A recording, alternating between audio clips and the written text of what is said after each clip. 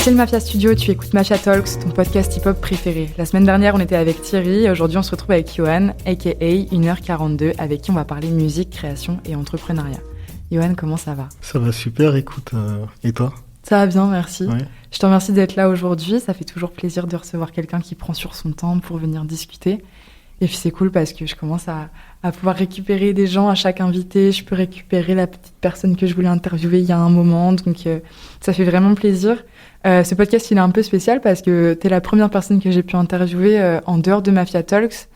Pour l'anecdote, quand j'étais en études en 3e année de licence l'année dernière, j'ai dû faire une interview dans le cadre d'un cours. Et donc, la première personne que j'avais eu envie d'interviewer, c'était toi, c'était 1h42. C'est vrai. Et donc, on a en tête une interview qui était si timide.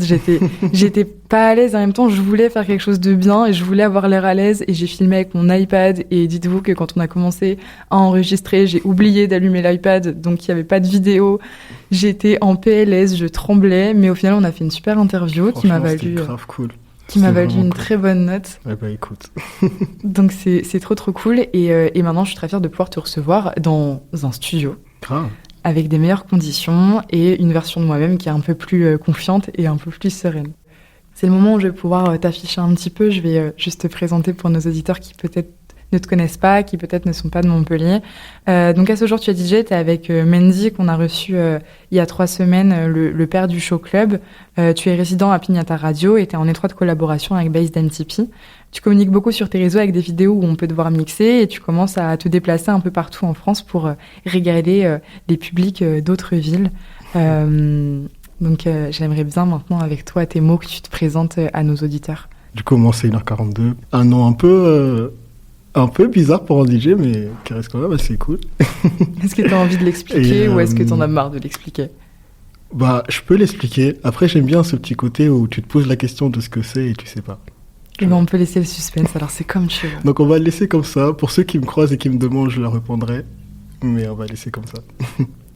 Je suis DJ et cofondateur de Show Club, qui est une soirée qu'on fait ici au Rockstar. Je suis aussi résident chez BaseMTP où je fais les Ice Cream, qui sont des soirées trap. Et voilà un petit peu, hein. Ça tourne autour de ça. Je bouge un petit peu, je fais quelques dates à Paris, quelques dates à Marseille, à Lyon. Et là, je pense que le next step, ça va être de sortir un peu de la France pour aller montrer un petit peu comment ça se passe à Montpellier. Ok, donc ça, j'ai hâte qu'on en parle. Justement, je me demandais si tu étais résident à Based MTP ou pas, parce qu'évidemment, tu es à toutes leurs soirées. Pour ceux qui connaissent pas, Based MTP, c'est une entreprise qui organise des soirées axées hip-hop sur la ville de Montpellier. Je sais pas s'ils s'en ont déjà fait ailleurs qu'à Montpellier, mais... Non, exclusivement à Montpellier. Donc voilà, en tout cas, ils proposent des soirées notamment qui s'appellent les soirées Ice Cream, où vous pouvez en fait prendre votre place en amont et aller passer votre meilleure soirée au Rockstore. Je sais pas s'il y a eu des Ice Cream en dehors du Rockstore ou pas. Non, les Ice Cream, c'est que au Rockstore. Après, ils ont fait ils font le Youngfest aussi. J'allais dire justement, sinon il y a aussi des festivals qu'ils organisent, le Youngfest. Exact, et ils font aussi des soirées, je sais que l'été, ils font des soirées au marché du Lez aussi, où c'est un peu plus ouvert musicalement parlant. Ok, c'est moins axé, c'est plus full hip-hop ou rap FR, rap US, il y a d'autres choses. C'est ça, exactement. Ok, nickel. Bah écoutez, si vous voulez aller voir, ils ont un compte Instagram où ils postent absolument toute l'actu en rapport avec leur soirée. Donc je vous laisse aller regarder ça. C'est Based, B-A-S-E-D, MTP. Donc maintenant, j'aimerais bien qu'on puisse savoir comment t'en es arrivé là au travers peut-être de ton parcours scolaire en quelques mots. Bah honnêtement, ça n'a rien à voir. J'ai fait une licence d'économie et ensuite j'ai fait une licence de communication. Que tu as validé toutes les deux ? Exact. En réalité, ce que je voulais faire, c'était de la psycho. Je me tâte à faire une licence de psycho, mais des cours à distance, pour pouvoir gérer avec le taf.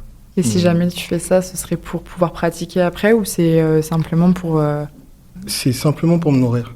C'est vraiment ce que je voulais faire de base au niveau des études. Et ça s'est pas fait. Et je me dis que si j'ai l'occasion de le faire, je vais le faire.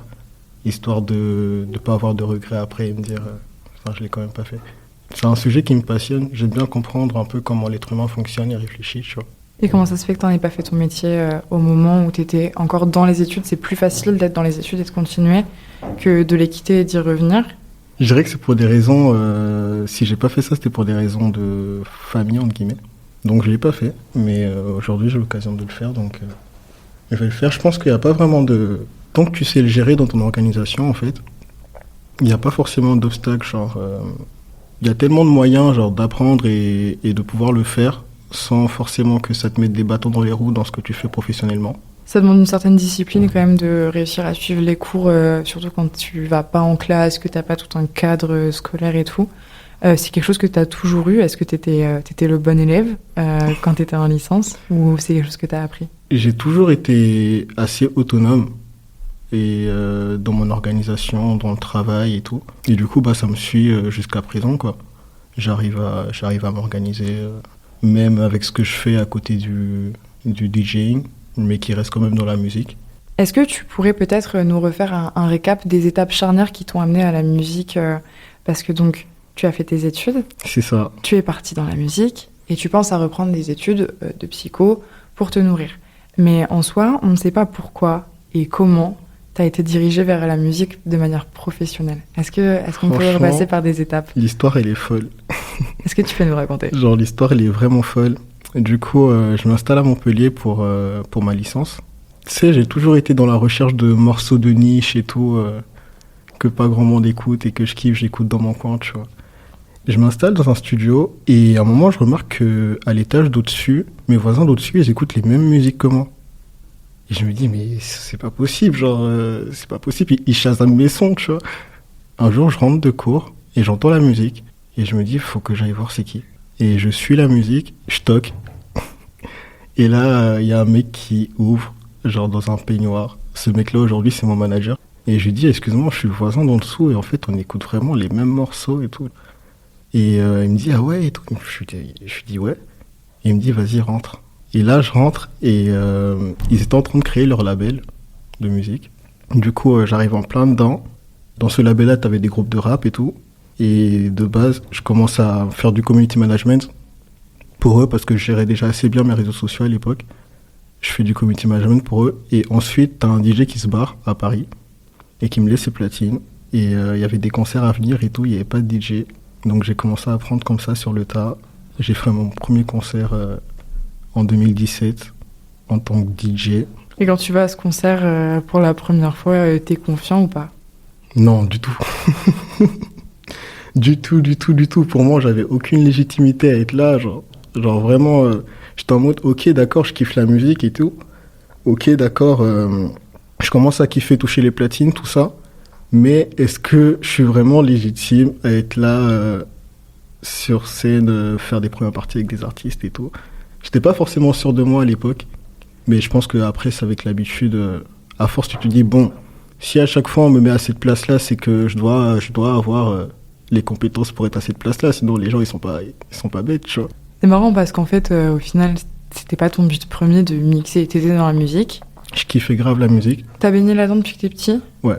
Ouais, donc forcément, c'est des influences musicales qui viennent de ton entourage, en fait. Exactement.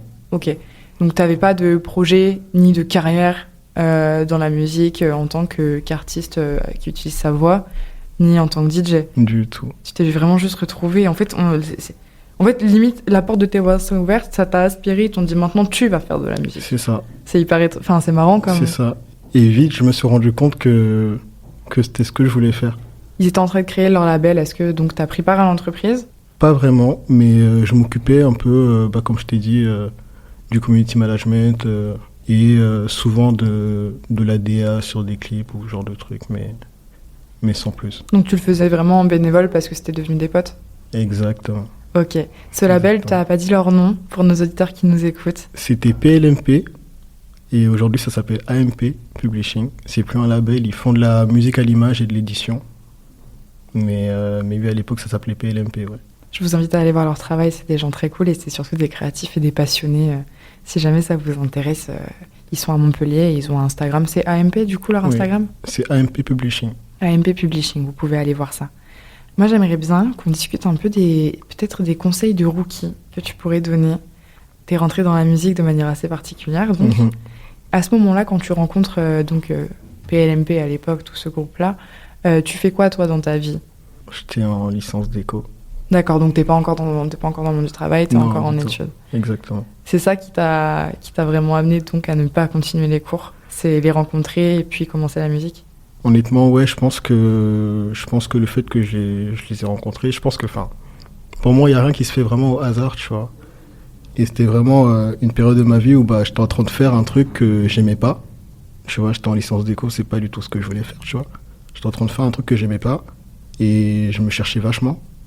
Et je pense que le fait que ce truc-là se soit arrivé comme ça, en fait, et que ça se soit fait d'une façon aussi naturelle et aussi simple, au final, bah en fait, je me suis rendu compte qu'en fait, ok, j'ai une facilité à faire un truc que je kiffe, je sens que j'ai du potentiel dans ça, donc autant que je me mette à fond dedans, parce que j'y croyais au final. Bah justement, c'est une bonne transition sur les conseils de rookie dont j'aimerais qu'on parle.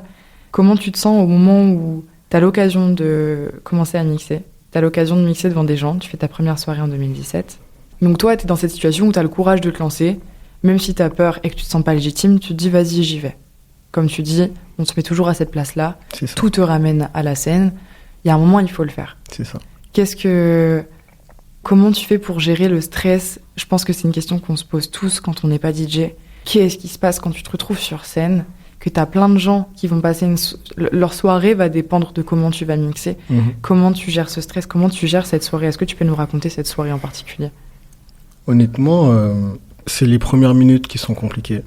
Genre, vraiment, avant de monter sur scène, t'as le cœur qui bat, surtout quand tu mixes pour des artistes, c'est encore plus compliqué parce que t'as vraiment, il y a des répétitions et tout ça, tu vois. T'as vraiment un rôle à jouer où faut pas que tu te rates, tu vois. C'est vraiment genre le cœur qui bat à fond avant de monter sur la scène. À partir du moment en fait où t'as lancé le premier son et que le début s'est bien passé, en fait la pression elle redescend, genre vachement, et le temps passe super vite. Genre t'as l'impression que le concert d'1 heure il a duré 20 minutes au Je me final. suis déjà demandé justement, même sur les soirées où tu vas mixer, notamment à l'Ice Cream, où ça va être du minuit, 4-5 heures du matin. Mhm, Je me suis déjà demandé si vous trouviez pas ça long quand même, sachant qu'en plus, comme c'est votre travail, mhm. dans n'importe quel type de travail en général, il y a toujours un moment où même si t'aimes ce que tu fais, vas-y, c'est un peu long, c'est la fin de journée. Enfin, moi, typiquement, j'adore ce que je fais, mais il y a des journées où je suis genre, putain, il est que 15h, vas-y. Ouais. Donc, est-ce que toi, t'as ce truc de putain, il est que 2h30 du matin, vas-y.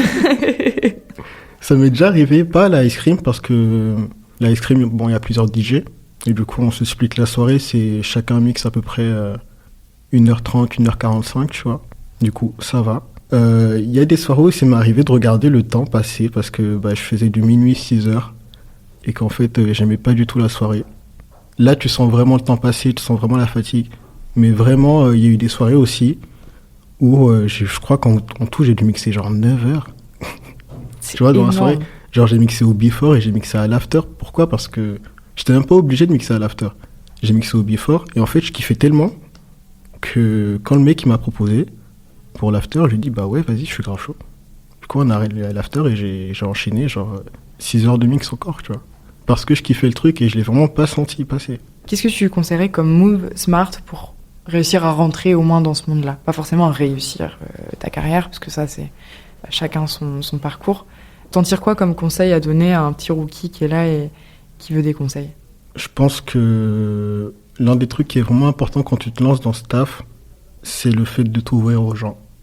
Et de pas avoir peur de dire ce que tu fais. De pas avoir peur de le revendiquer. Même si tu te dis, ouais, je viens de commencer, du coup je suis pas légitime.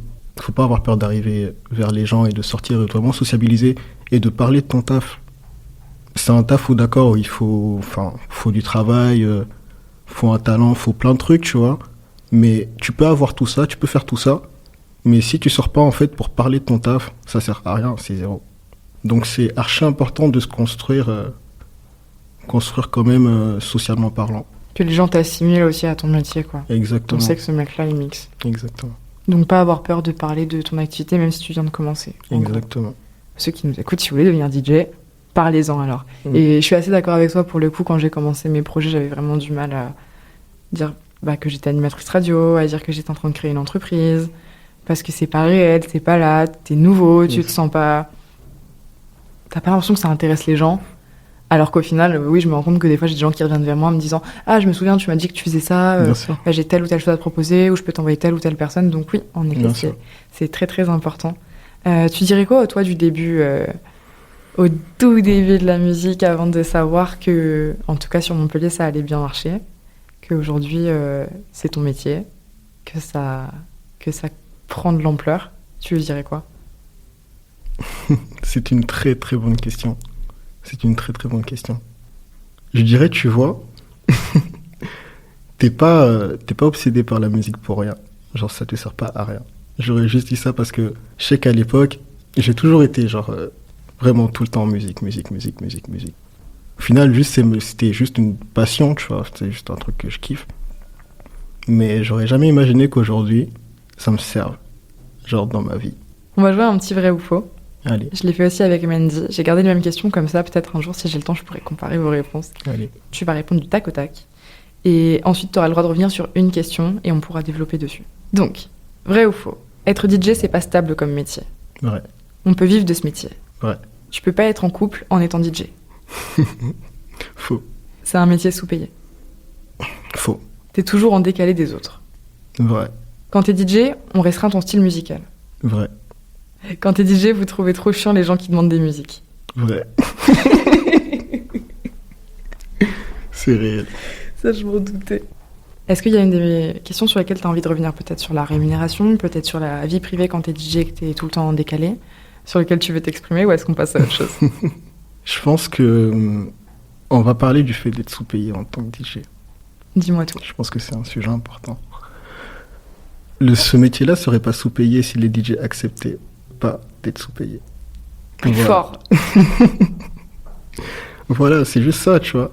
C'est que c'est considéré comme sous-payé aujourd'hui parce que y a des gens qui l'acceptent, tu vois. Alors que si aujourd'hui t'es conscient de ton taf, t'es conscient de la valeur de ton taf et t'es conscient de ce que ça vaut et des heures que tu mets dedans, t'es pas censé être sous-payé, gars. Et t'es pas censé non plus accepter d'être sous-payé. Encore, tu vois, quand tu commences, bien sûr que t'es sous-payé quand tu commences. Bien sûr que les salles ils vont t'exploiter, que les orgas vont t'exploiter parce que t'es un nouveau DJ et du coup on te paye à peine, etc. Tu te sens même pas légitime, de toute façon, à ce moment-là, c'est trop dur de... Exactement, tu vois. Alors que c'est quand même du taf, tu vois. Mais t'es obligé de le faire parce que tu dois montrer ta tête. Tu vois, il faut que les gens ils mettent une image, ils puissent mettre une image sur ta musique, qu'ils puissent... Donc t'es obligé d'accepter plein de trucs que plus tard t'accepteras pas, tu vois. Mais honnêtement, pour moi, c'est pas un métier sous-payé. Très bien, j'entends la défense et je suis complètement d'accord. Il y a beaucoup de métiers où il faudrait qu'on... Bon, je suis pas dans tous les métiers, mais où il faudrait arrêter d'accepter des Bien salaires sûr. aussi bas. Dans tous les métiers freelance, en fait, c'est hyper compliqué. Bien Je sais sûr. que les photographes sont extrêmement sous-payés, Bien sûr. que même les community managers freelance, ils sont sous-payés, surtout que c'est un métier qui est en train de se développer. Mhm. Donc ouais, faire très attention à rapidement poser une grille de tarifs. Exactement. Et ne pas flancher quand on vous demande d'aller en dessous, parce que vos heures, elles méritent d'être payées, c'est très important. Et c'est comme ça qu'on peut vivre de métier de passion, et c'est ça que je trouve Exact. magnifique. Et justement, en parlant de métier de passion, moi j'aimerais bien qu'on passe à la dernière partie de ce podcast, qui est un peu le côté plus technique, Mhm. le côté plus caché de chaque métier. Ça va être comment tu as construit ton statut. Est-ce que toi, tu as choisi d'être entrepreneur? Est-ce que tu as choisi... est-ce que tu l'as fait rapidement? Est-ce que tu as mis en place vraiment ton statut pour que ce soit carré, clean, pendant... pas tes résidences, mais voilà, quand on te proposait des cachets. Mhm. Comment, toi, quand tu t'es lancé, tu as construit ton statut? Quand je me suis lancé, je t'avoue que j'avais pas de statut. Genre, quand je me suis lancé, je faisais vraiment que du cash. Enfin, c'était même pas tant d'argent que ça, tu vois. Mais c'est bien, faut le dire, parce qu'il y a plein de gens qui savent pas bien sûr. comment se lancer juridiquement, quoi. Bien sûr. Et justement parce que je savais pas et je savais même pas que ça allait aller aussi loin en vrai. Et j'ai vraiment fait mon statut quand j'ai eu ma première résidence. Non, même pas quand j'ai eu ma première scène à Ice Cream en fait. Parce que là, je rentrais dans dans un système qui est vachement carré. Où si tu veux que ça marche, t'es obligé d'être carré. Donc j'ai tout fait en sorte que tout se passe bien et que je puisse faire la résidence, etc. tu vois. Et donc au final, c'est un métier de passion et t'envie. Est-ce qu'il y a un côté business qui s'est installé dans ton quotidien? Est-ce que tu as dû apprendre à gérer aussi peut-être les contrats? Comment ça s'est passé quand tu t'es retrouvé face en fait à de la rémunération et que c'est pas juste un CDI où tu reçois ta fiche de paye? Mhm. Heureusement, je suis bien entouré. J'ai eu des gens autour de moi qui ont su, qui pouvaient relire les contrats pour moi, qui pouvaient me guider un petit peu, même financièrement, comment je gère mes cachets et tout ça, tu vois. Donc j'ai eu de la chance sur ça. Après, c'est clair qu'au quotidien, t'as toujours ce côté business, tu vois, même si ça, c'est pas un truc que... Enfin, aujourd'hui, j'ai un manager et lui, il s'occupe de tout ce qui est négociation et contrat et tout, tu vois. Mais à l'époque, quand c'était pas le cas, c'est vrai que faut vraiment être au courant et s'informer, sinon, en vrai, t'as des personnes qui sont pas forcément bien intentionnées. Et si toi, t'es pas informé, en vrai, ils peuvent te la mettre à l'envers sur plein de choses. Donc, c'est quand même important de s'informer juridiquement, genre sur les contrats, sur les factures, sur tout ce que tu dois mentionner sur ta facture. C'est tout un côté de staff que les gens voient pas forcément, mais ça prend du temps. Ça prend du temps. C'est un métier d'indépendant. Est-ce que tu as eu des modèles indépendants autour de toi? Est-ce que dans ta famille, tu avais des gens qui étaient indépendants ou est-ce que tu as vraiment dû finalement apprendre seul sur le tas parce que c'est juste le métier que tu as choisi? C'est plus le deuxième cas. Je suis le seul de ma famille vraiment qui s'est lancé dans un truc vraiment à son compte et tout ça, tu vois. Donc je l'ai complètement appris sur le tas.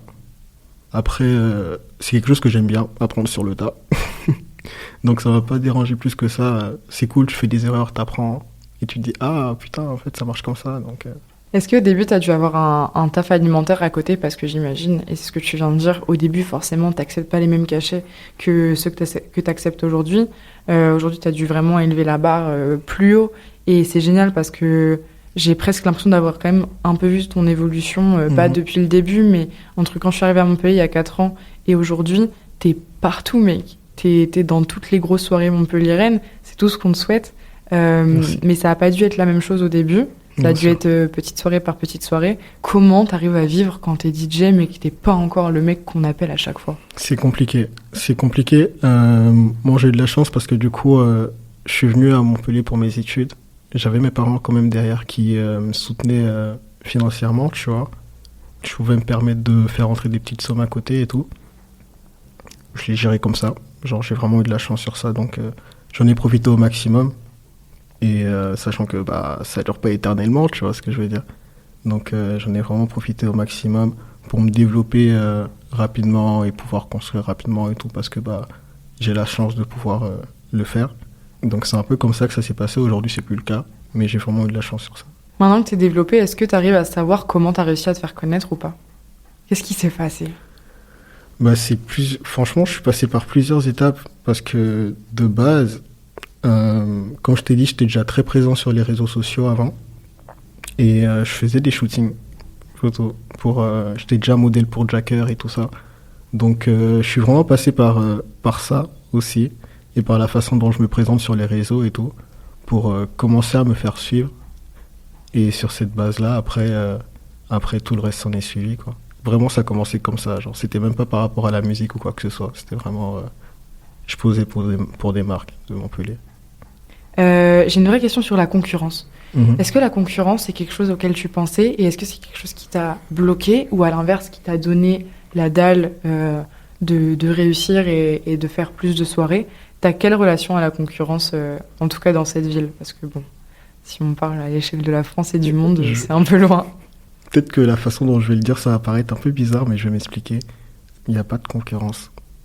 Enfin, moi, je vois pas de concurrence dans le sens où c'est soit en fait chacun est sur son créneau, chacun fait son. Enfin, on se calcule pas forcément, mais je vais pas regarder ce que t'as dans ton assiette et toi tu vas pas regarder ce que j'ai dans mon assiette, tu vois.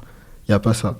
Il y a que des possibilités de collaboration, en vrai de vrai. Et pour moi, c'est ce qu'on devrait tous faire, tu vois.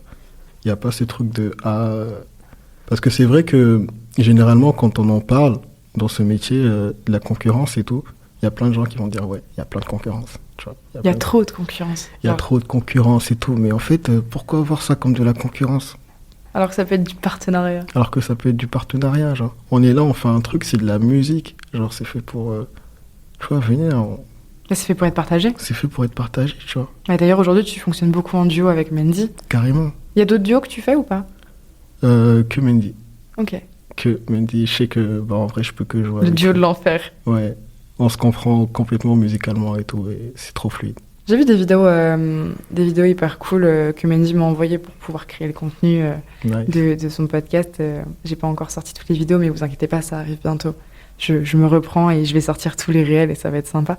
Mais où on voit qu'il y a vraiment une caméra qui vous filme de face et vous êtes en train de mixer. Enfin, il y en a un des deux qui est en train de mixer, je sais plus lequel de vous deux. Et où quand l'autre, il prend la suite, ça c'est de manière tellement fluide que si je regardais pas la vidéo, j'entendais pas qu'il y avait un changement de DJ.